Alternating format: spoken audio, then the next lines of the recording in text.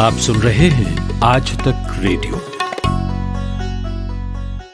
हम में से बहुत से लोग ऐसे हैं जो कभी ना कभी पेट की समस्या से ज़रूर जूझे होंगे। कभी पेट में दर्द होता होगा तो कभी पेट में जलन होती होगी या लूज मोशन हो जाना भी आम बात है। ये वो बीमारियां हैं जिनसे हम रोज़ दो चार होते हैं।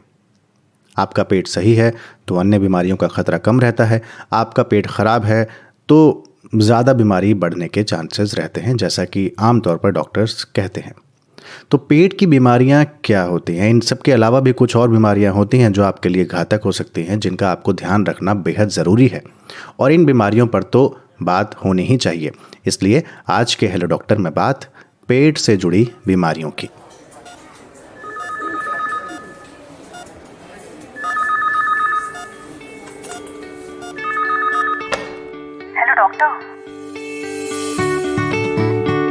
हेलो डॉक्टर आज तक रेडियो की एक खास सीरीज है जिसमें हम आपकी हेल्थ से जुड़े हुए सवाल स्पेशलिस्ट डॉक्टरों से पूछते हैं और कुछ जानकारी, कुछ टिप्स आपके लिए लेकर आते हैं। नमस्कार, आप सुन रहे हैं आज तक रेडियो। मेरा नाम है अंजुम शर्मा और हेलो डॉक्टर के इस अंक में हम बात आज पेट के रोगों की करेंगे, पेट से जुड़ी बीमारियों की। आप जानते ही होंगे कि पेट का जो काम है वो खाए गए भोजन को जमा करने का है। उसके बाद जो पेट से एसिड निकलता है वो आपके खाने में मिलता है। इसके बाद फिर इस मिश्रण को यानी इस मिक्सचर को वो छोटी आंत में भेजता है। लेकिन पेट में कभी कभी कुछ समस्या आ जाती है, आपको दर्द होता है और बहुत सारी परेशान करने वाली स्थितियां जो हैं वो पैदा हो जाती हैं। तो कैसे जानें कि पेट में क्या समस्या है, और अगर कोई समस्या आई भी है तो उसका निदान क्या है? इसीलिए इन तमाम सवालों पर हमसे बात करने के लिए हमारे साथ मौजूद हैं डॉक्टर कौशल मदान। डॉक्टर कौशल मदान गैस्ट्रोएंट्रोलॉजी और हेपेटोलॉजी के इस समय डायरेक्टर हैं मैक्स हॉस्पिटल में। इसके अलावा जापान में गैस्ट्रोएंट्रोलॉजी पर रिसर्च फेलो रहे हैं, असिस्टेंट प्रोफेसर रहे हैं institute of liver and biliary science में। जितना मैंने आपको बताया उससे आप जान चुके होंगे कि आज के जो हमारे डॉक्टर हैं डॉक्टर कौशल मदान, उन्हें काफ़ी एक्सपीरियंस है इस क्षेत्र का। डॉक्टर कौशल मदान, बहुत बहुत स्वागत है आपका। आप आज तक रेडियो के इस हेलो डॉक्टर प्रोग्राम में पहली बार आ रहे हैं और मैं पेट की समस्याओं पर बहुत समय से बात करना चाह रहा था। नमस्कार, ये मेरा भी सौभाग्य है कि मैं आपके माध्यम से बहुत सारे लोगों से जुड़ पाऊंगा और पेट की समस्याओं के बारे में बात कर पाएंगे। जी डॉक्टर मदान, ये बताएं कि पहला सवाल तो ये आता है, पेट जो 3 तरह से काम करता है कि भाई आपका जो खाना होता है वो स्टोर करके उसमें जो एसिड निकलता है वो उसमें मिलाता है, उसके बाद वो छोटी आंत में यानी स्मॉल इंटेस्टाइन में आपके भेजता है। लेकिन इसमें गड़बड़ी कहाँ पैदा होती है? देखिए, जब ये नॉर्मल सिस्टम है जो आदमी का खाना स्टोर करना, उसको पचाने की क्रिया, और जो पच गया उसके बाद जो बचा जो वेस्ट है उसको निकालने की क्रिया, इन सब में इतने सारे सीक्वेंसेस होते हैं जो जिसमें खराबी पैदा हो सकती है। और वो जब मैनिफेस्ट होते हैं वो इस तरह से मैनिफेस्ट होते हैं कि पेट में दर्द होता है या एसिडिटी होती है या उल्टी की फीलिंग होती है या पेट में भारीपन रहता है या किसी को डायरिया होता है या किसी को कब्जी होती है।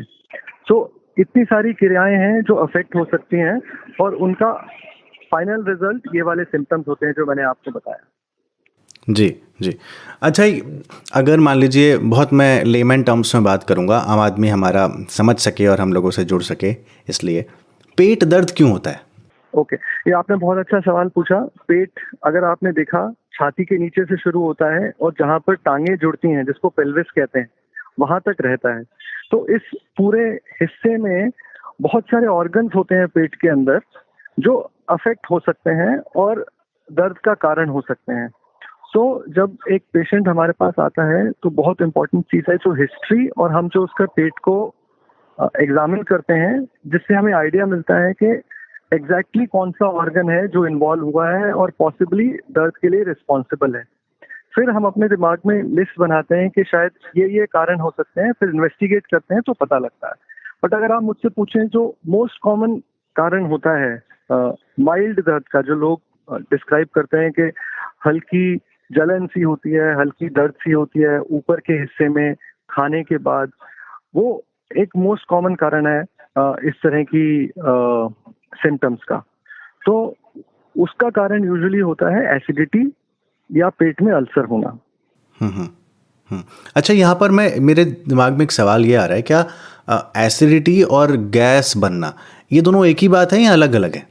हाँ, ये भी बड़ा अच्छा सवाल पूछा, क्योंकि बहुत सारे लोग गैस और एसिडिटी को डिफरेंट तरीके से डिफरेंट रूप में प्रेजेंट करते हैं।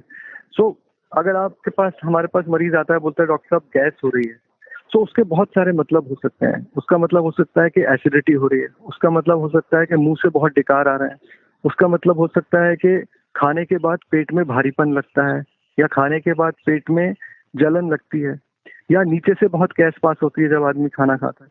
तो इन सब को बहुत सारे मरीज सिंपल एक टर्म यूज करते हैं कि हमें गैस हो रही है, लेकिन हमारा काम एज डॉक्टर ये फाइंड आउट करना है कि इनमें से किस तरह का उनको सिम्टम्स हो रहे हैं, बिकॉज इलाज उस पर डिपेंड करता है। तो आपके पास जब मरीज आते होंगे, चाहे पेट दर्द हो या गैस की समस्या हो, तो उससे पहले वो आपको बताते होंगे, क्योंकि वो बहुत बाद में डॉक्टर्स के पास आते हैं। जितना पहले घरेलू इलाज उसमें कर लेते हैं हम लोग, जब वो नहीं हो पाता है तब हम सोचते हैं हम डॉक्टर को हमें दिखाना चाहिए। इसके बारे में आप क्या बोलेंगे, ये कितना सही चीज़ है?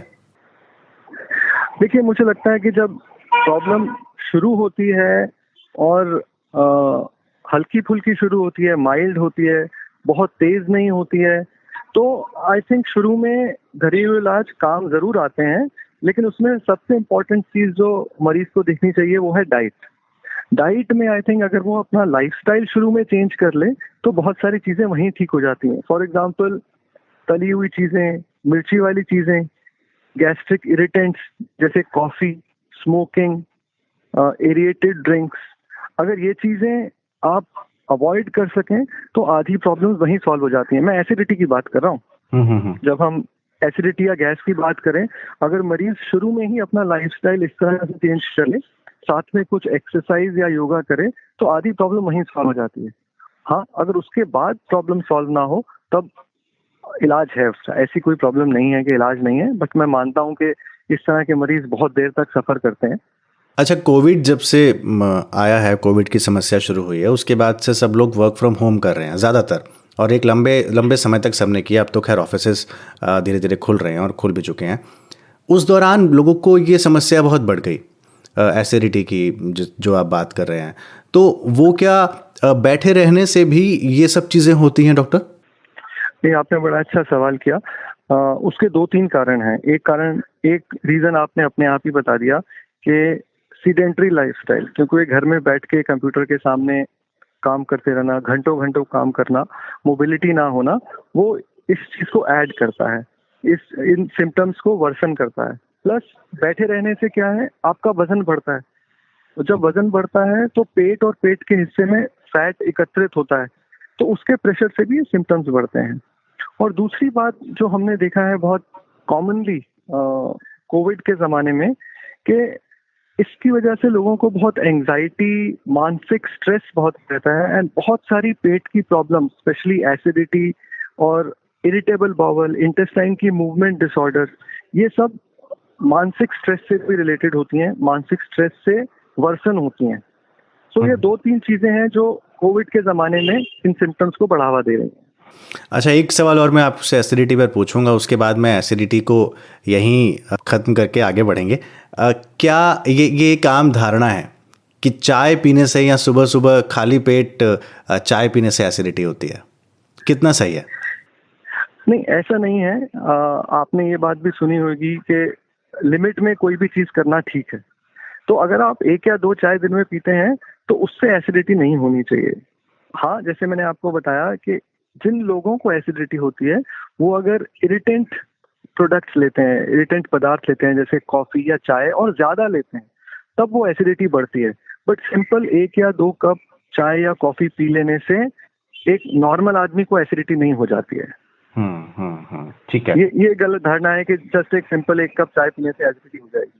ठीक। जो लोग उसके प्रोन होते हैं या उससे सफर कर रहे होते हैं, उनमें वो सिम्टम्स वर्सन होते हैं, वो भी तब अगर लिमिट से बाहर चाय या कॉफी पी जाए। चलिए, आज मैं अपने घर वालों को ये सुनाऊंगा कि देखिए मैं चाय पीता हूँ, इससे एसिडिटी नहीं होती है, जो सब बोलते रहते हैं। बिल्कुल, ये अच्छा सवाल किया आपने, बहुत लोगों के काम आएगा जी। आगे बढ़ते हैं डॉक्टर। पेट का अपना एक स्ट्रक्चर है, पेट का अपना एक साइज है। लोग कहते हैं कि ज़्यादा खाना खाएं तो पेट पे असर पड़ेगा, बहुत कम खाना खाएं तो भी पेट के लिए सही नहीं है। कितना खाना खाएं कि पेट के लिए भी सही रहे और आपके लिए भी? ये आपने और एक और बहुत अच्छा सवाल पूछा, और आपके जरिए मैं ये सब मासेस को, लोगों को ये बताना चाहता हूँ कि आई थिंक हमारे देश में and I think all over the world जो प्रॉब्लम हम फेस कर रहे हैं वो है मोटापे की, ओबेसिटी की, और वो शुरू होती है बचपन से, चाइल्डहुड ओबेसिटी। क्योंकि क्या होता है, हमारे पेरेंट्स आमतौर पे सोचते हैं कि सामने वाला बच्चा हमारे बच्चे से चबी कैसे लग रहा है, हमारा बच्चा सामने वाले बच्चे से कमजोर क्यों। तो इस चक्कर में वो शुरू में ज्यादा खाना खिलाते हैं कि वो देखने में चबी लगे, गोल गोल लगे, क्यूट लगे। बट वो ये नहीं सोचते कि यही मोटापा जब लंबे अरसे तक रहता है, फॉर इयर्स, फॉर डिकेड्स, ये बहुत सारी बीमारियों की जड़ होता है।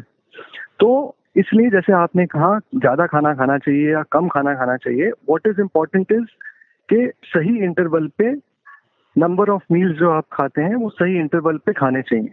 फॉर एग्जांपल, अगर आप 3 मेजर मील खाते हैं या 4 मेजर मील्स खाते हैं दिन में, तो वो एक सेट इंटरवल्स पे होने चाहिए। इर्रेगुलर ईटिंग हैबिट्स नहीं होनी चाहिए, रिपीटेड स्नैक नहीं होनी चाहिए।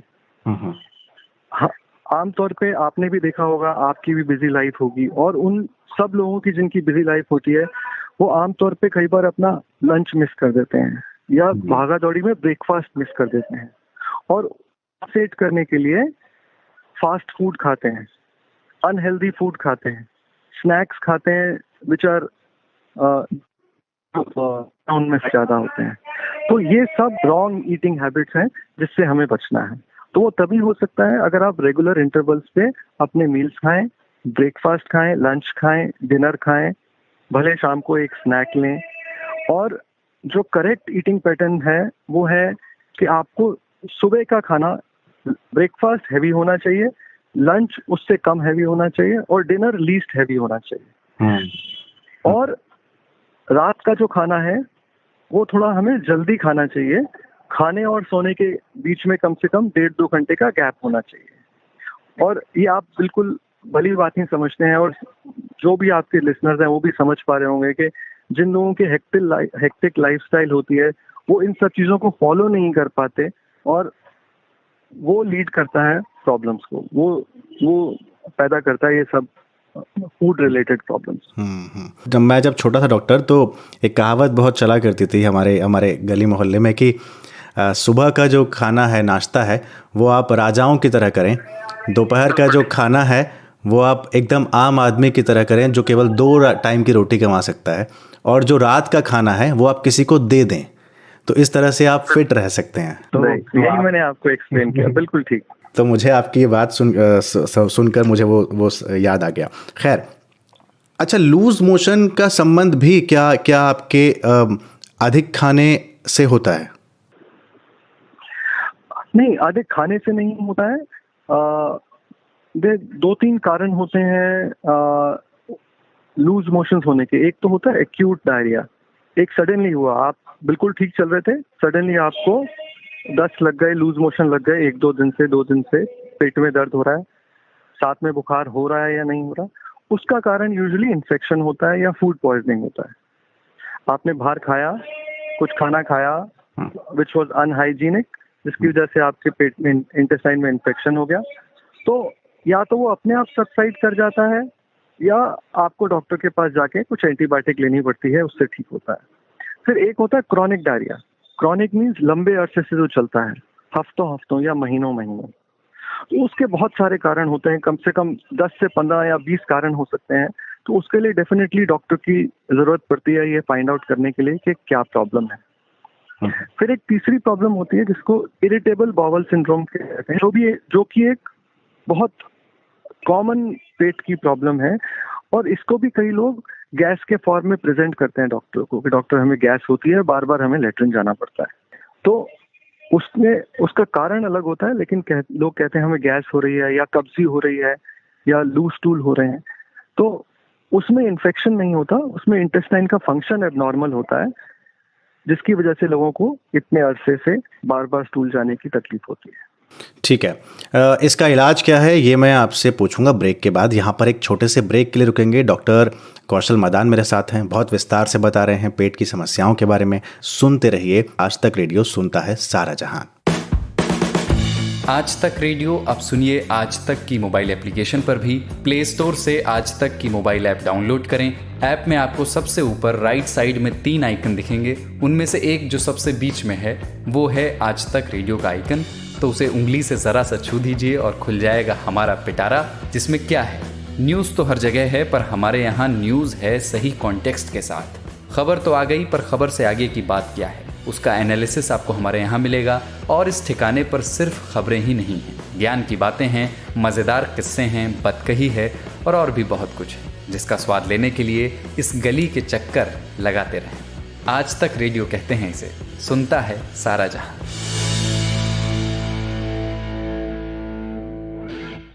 स्वागत है आपका एक बार फिर से ब्रेक के बाद। मेरा नाम है अंजुम शर्मा।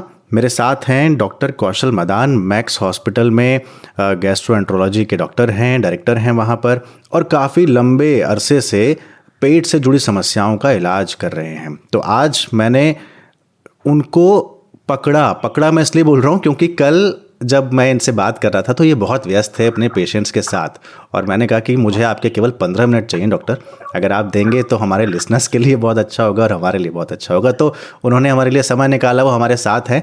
और ब्रेक पर जाने से पहले उन्होंने लूज़ मोशन के बारे में बता रहे थे कि कैसे किस वजह से लूज़ मोशंस होते हैं और डॉक्टर के पास क्या क्या समस्याएं लेके पेशेंट्स आते हैं।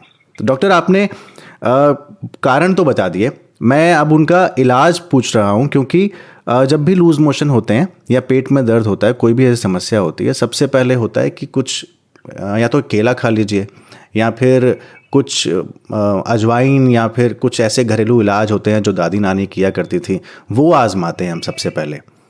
बिल्कुल ठीक। तो दवाई किस स्तर पर लेनी चाहिए? हाँ, कि जैसे मैंने अभी आपको ब्रेक से पहले बताया कि एक्यूट डायरिया जो होता है, जो सडनली 1-2 दिन में इन्फेक्शन के कारण होता है, या तो वो अपने आप रिजॉल्व हो जाता है। और जब हम अपने आप बोलते हैं तो ऑलमोस्ट सभी लोग कुछ ना कुछ घरेलू नुस्खा या कुछ ना कुछ घरेलू इलाज कर लेते हैं। मुझे अभी तक याद है कि इवन अब से 5 साल पहले तक भी जब हमें भी इस तरह लूज मोशन होते थे तो हमारी मम्मी या ग्रैंड मदर वो सौंफ इलायची पीस के हमें देती थी। तो उसका जरूरी नहीं है कि वो वही नुस्खे ने ठीक किया। मैं मानता हूँ उस नुस्खे में भी कुछ ऐसे एलिमेंट्स होते हैं जो टॉक्सिन्स, जो हमारे इंटेस्टाइन के टॉक्सिन्स हैं, उनको बाइंड करते हैं, स्टूल की कंसिस्टेंसी है उसको फर्म करते हैं और उससे लूज स्टूल रोकने में मदद मिलती है। बट एक बीमारी की नेचुरल हिस्ट्री भी होती है कि बॉडी अपने आप भी बीमारी को संभालने की कोशिश करती है, और बहुत सारे केसेस में अगर हम जस्ट डाइट में भी ध्यान दें तो बॉडी अपने आप ही बीमारी को संभाल सकती है। और दूसरा आपने सवाल पूछा है कि किस स्थितियों में डॉक्टर के पास जाना जरूरी है। तो एक्यूट डायरिया में जो सबसे खतरनाक चीज होती है वो है डिहाइड्रेशन। किसी को इतने सारे लूज स्टूल हो जाए जिसमें बहुत सारा पानी बह जाए तो उसकी बॉडी का पानी सूख जाता है, किडनीज को ब्लड फ्लो कम हो जाता है, पेशाब कम आने लगता है और डिहाइड्रेशन के सारे कॉम्प्लिकेशंस सामने नजर आते हैं। तो ऐसी सूरत में डॉक्टर के पास जाना है जिसमें आपको फ्लूइड्स भी दिए जाते हैं और दवाइयां भी दी जाती हैं। और सपोज डिहाइड्रेशन नहीं भी हुई और आपका डायरिया 1-2 दिन से ज्यादा कंटिन्यू कर रहा है, तब भी एंटीबायोटिक्स की जरूरत पड़ती है, वो डॉक्टर से जरूर मिलना चाहिए। और मैं एक और एडवाइस देना चाहता हूँ कि आमतौर पर क्या होता है कि लोग जैसे ही शुरू होता है वो केमिस्ट के पास जाते हैं, केमिस्ट उनको एक गोली देता है, उससे उनका प्रॉब्लम पार्शियली ठीक हो जाती है और वो खुश हो जाते हैं, डॉक्टर के पास नहीं जाते। इनफैक्ट मैं ये कहूंगा कि हम एटलीस्ट कम से कम 30 से 50% लोग हमारे इंडिया में कोई भी बीमारी शुरू होने पे इस तरह की ही प्रवृत्ति रखते हैं। एग्जैक्टली और उसमें बहुत वो एक देसी भाषा में चलता है गांव में, खा की गोली आप ले लीजिए, एक तो वो हो गया, या फिर 2-3 दवाइयाँ और हैं, एक केमिस्ट से आप लेते हैं, 1-2 डोज लेते हैं, आप ठीक हो जाते हैं, फिर आपको लगता है कि अब समस्या हल हो गई। हाँ, सो इनिशियली वो ठीक होगा, लेकिन प्रॉब्लम क्या होती है, वो एक ही गोली से ठीक हो जाते हैं तो उनको लगता है कि हमारा इलाज हो गया। इस वजह से वो कोर्स कंप्लीट नहीं करते। कोर्स कंप्लीट करने से नुकसान ये होता है कि बीमारी पूरी तरह कंट्रोल में नहीं आती, या जो इन्फेक्शन है वो रेजिस्टेंट हो जाता है उस दवाई के से, और अगली बार जब इन्फेक्शन होता है वो रिस्पॉन्ड नहीं करता। तो इसलिए जब भी हम कोई भी इलाज कराएं उसको पूरा कराएं, और अगर इनिशियल ट्रीटमेंट से फायदा ना हो इनिशियल ट्रीटमेंट से फायदा ना हो तो डॉक्टर के पास जाएं। डेफिनेटली। और अगर साइंस ऑफ डिहाइड्रेशन हो, जैसे मैंने बताया, एक्यूट डायरिया में पेशाब कम होना, चक्कर आना, तेज बुखार होना, पेट में बहुत तेज दर्द होना, ये सब लक्षण हैं सीवियर इन्फेक्शन के, सीवियर बीमारी के, उसमें भी जरूर डॉक्टर के पास जाएं या हॉस्पिटल जाएं। ठीक है। मैं अपने लिसनर्स को यहाँ बता दूं कि डॉक्टर कौशल मदान की आवाज़ बीच बीच में जो कट रही है वो इसलिए है कि वो नेटवर्क प्रॉब्लम है, और वो कहीं बाहर बैठकर अपने घर में बालकनी में या कहीं पर हमसे बात कर रहे हैं, इसलिए आपको पीछे से फेरी वालों की आवाज़ भी सुनाई दे रही होगी। तो ये नेचुरल माहौल बहुत माफी चाहता हूं। नहीं, ये नेचुरल माहौल है, इसका भी अपना एक अलग अंदाज होता है, और आपको वो फील आता है कि हाँ भाई एक डॉक्टर से हम बात कर रहे हैं और वो इन चीज़ों को लेकर कितना सीरियस हैं, हमसे बात हो रही है। और आपकी बिजी लाइफ में से हमने वो 15-20 मिनट जो चुराए हैं उसका भी अंदाज़ा यहाँ हमारे लिसनर्स को लग रहा है। डॉक्टर मदान, एक चीज़ और कि कई बार क्या होता है, आपको अंदेशा पहले से लग जाता है कि भाई इस एरिया में आपके गड़बड़ है। मान लीजिए अगर पेट में दर्द है तो कई बार सिम्टम्स आपको पहले से मिलने लग जाते हैं। कई बार लोग बोलते हैं कि भाई आपके राइट हैंड में या राइट शोल्डर में अगर पेन है तो कुछ और प्रॉब्लम है, इस वजह से वो आपको सिम्टम मिल रहा है। तो क्या ऐसा भी कोई सिम्टम होता है किसी और बॉडी पार्ट में आपके पेन हो रहा हो और आपको लगे कि भाई नहीं ये पेट से जुड़ी समस्या है इसलिए ऐसा हो रहा है? हाँ, ये आपने बड़ा अच्छा सवाल पूछा। इसको रेफर्ड पेन कहते हैं। इसका मतलब ये है कि बीमारी आपके शरीर के किसी और हिस्से में है और दर्द आपको किसी और हिस्से में हो रहा है। और उसका सबसे अच्छा एग्जांपल आपने शोल्डर पेन दिया, राइट शोल्डर पेन। तो जब भी गॉल ब्लैडर हमारे पेट लिवर के नीचे होता है, जो हमारे पेट के राइट हैंड साइड पे होता है ऊपर के पार्ट में, जब गॉल ब्लैडर में इन्फ्लेमेशन होती है, गॉल ब्लैडर में स्टोन होता है, उसका जब पेन होता है, उसका पेन रेफर होता है राइट शोल्डर में या राइट साइड ऑफ बैक में। तो ये सबसे इंपॉर्टेंट एग्जांपल है रेफर्ड पेन का। और दूसरा एग्जांपल है जो पेन अपेंडिसाइटिस में होता है। अपेंडिक्स की जब इन्फ्लेमेशन होती है, अपेंडिक्स में जब सूजन आती है, तो अपेंडिक्स आप जानते हैं कि लोअर राइट हैंड साइड पे होता है, एब्डोमेन के नीचे हिस्से में राइट हैंड साइड पे। लेकिन जब उसका पेन शुरुआत होता है तो सेंटर ऑफ द एब्डोमेन में होता है, पेट के बिल्कुल मध्य में, नाभि के आसपास। तो उसको भी रेफर्ड पेन कहते हैं। तो ये मैंने आपको 2 एग्जांपल दिए रेफर्ड पेन के। सिमिलरली इसका एक उल्टा आपको मैं वो बता रहा हूँ एग्जांपल, कि जब कभी किसी के रीढ़ की हड्डी में प्रॉब्लम होती है, जो हमारी स्पाइन है, जब रीढ़ की हड्डी की इन्फ्लेमेशन है, रीढ़ की हड्डी में जब नस कंप्रेस होती है, उसकी पेन पेट की तरफ रेफर होती है। और कई बार ऐसा होता है कि मरीज हमारे पास पेट की पेन या पेट पकड़ के आते हैं और उनको प्रॉब्लम होती है रीढ़ की हड्डी की। तो ये एग्जांपल्स हैं कि बीमारी कहीं और होना और दर्द किसी दूसरी जगह पे होना। डॉक्टर मदान, अंतिम सवाल जी, पेट को हेल्दी कैसे रखें? ओवरऑल हेल्दी लाइफस्टाइल हमारी बॉडी को, हमारे सारे ऑर्गन्स को हेल्दी रखता है। एंड आपने स्पेसिफिक सवाल पूछा पेट का, और पेट का डायरेक्ट संबंध है हमारी ईटिंग हैबिट से। जैसा हमने डिस्कस किया पहले, हमें रेगुलर इंटरवल्स पे मील्स खाने चाहिए, अपने मील्स मिस नहीं करने चाहिए, ऐसे फूड्स अवॉइड करने चाहिए जिससे फैट बढ़े।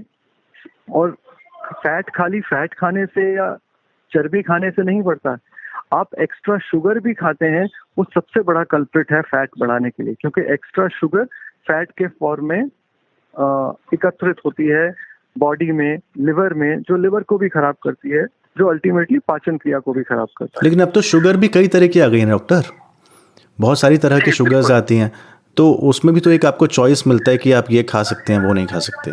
तो शुगर्स एक ग्रुप को बिलोंग करती हैं जिसको कार्बोहाइड्रेट कहते हैं। हाँ। तो आपके पास सिंपल कार्बोहाइड्रेट्स हो सकते हैं और कॉम्प्लेक्स। सिंपल का सबसे बड़ा एग्जांपल है सिंपल शुगर, जो हम चीनी डालते हैं या शक्कर डालते हैं, तो that is a simple carbohydrate. जो फ्रूट जूसेस होते हैं उसमें सिंपल कार्बोहाइड्रेट होते हैं और ये बॉडी में सीधा जाके अफेक्ट करते हैं। तो अगर ये जरूरत से ज्यादा होंगे ये डेफिनेटली फैट के फॉर्म में एकत्रित होंगे। फिर है कॉम्प्लेक्स कार्बोहाइड्रेट मींस स्टार्च। इसको बॉडी को ब्रेक डाउन करने में टाइम लगता है। For example brown rice, for example brown sugar, for example brown bread. तो इन सब में कॉम्प्लेक्स कार्बोहाइड्रेट्स होते हैं, बॉडी को इनको ब्रेक डाउन करने में टाइम लगता है, तो ये सीधा जाके डैमेज नहीं करती, सीधा जाके फैट के फॉर्म में एकत्रित नहीं हो जाती हैं। तो complex sugars are better than simple sugar. ठीक ठीक, बहुत बहुत शुक्रिया डॉक्टर कौशल मदान, आपने हमारे लिए समय निकाला, हमसे बातचीत की। अच्छा लगा आपसे बात करके, पेट की समस्याओं और उनके इलाज के बारे में जान के, और ये भी जान के कि ये इतना आसान नहीं है जितना हम समझते हैं, और उतना मुश्किल भी नहीं है कि अगर हम अपनी लाइफस्टाइल को बेहतर कर सकें तो किया भी ना जा सके। बहुत बहुत शुक्रिया। नमस्कार अंजुम जी, और मैं आपका भी शुक्रिया अदा करना चाहता हूं कि आपने मुझे इस कार्यक्रम में इनवाइट किया, और आपके जरिए मैं बहुत सारे लोगों को अपने पेट से संबंधित बीमारियों के विचार प्रकट कर पाया। Thank you. तो ये था आज का हेलो डॉक्टर। आपको हमारा ये अंक कैसा लगा? आप अपना फीडबैक हमें ईमेल कर सकते हैं। हमारा ईमेल पता है radio@aajtak.com। अगले मंगलवार को फिर से हाजिर होंगे एक नए अंक के साथ। एक नई बीमारी पर हम बात करेंगे, उसके इलाज पर हम बात करेंगे, यानी आपकी हेल्थ से जुड़े समस्याओं और उनके समाधान के बारे में हम अगले मंगलवार फिर से लेकर आएंगे हेलो डॉक्टर का नया अंक। तब तक के लिए मुझे यानी अंजुम शर्मा को इजाज़त दीजिए। नमस्कार।